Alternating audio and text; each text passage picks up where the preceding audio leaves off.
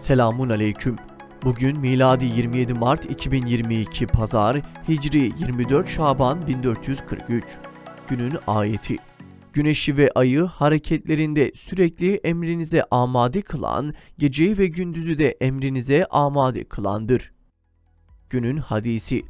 Sizden hiçbiriniz ben kendisine çocuğundan, babasından ve bütün insanlardan daha sevgili olmadıkça imanı kamille iman etmiş olmaz.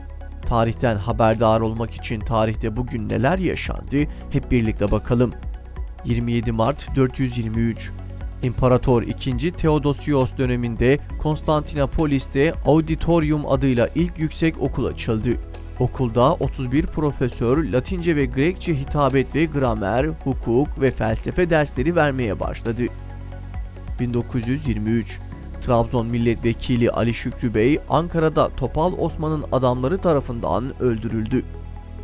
1970 Kütahya'daki depremde 1087 kişi hayatını kaybetti. 1976 Dışişleri Bakanı İhsan Sabri Çağlayangil'le ABD Dışişleri Bakanı Henry Kissinger, Washington, D.C.'de savunma işbirliği antlaşmasını imzaladı. Bu anlaşmaya göre Türkiye üslere izin çıkaracak, ABD'de buna karşılık Türkiye'ye yardımda bulunacaktı. 1977 Tenerife faciası yaşandı.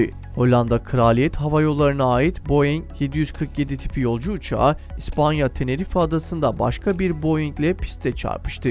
Kazada 583 kişi hayatını kaybetti, 70 kişi yaralandı. 1986 Hayali mobilya ihracatından 23 yıl hapis cezasına çarptırılan Yahya Demirel'in mahkumiyet kararı Yargıtay tarafından bozuldu. Yahya Demirel cezaevinden çıkınca ilk iş olarak amcası Süleyman Demirel'i ziyaret edip elini öptü. 2012 Türkiye Şam Büyükelçiliği'nin bütün faaliyetlerini askıya aldı.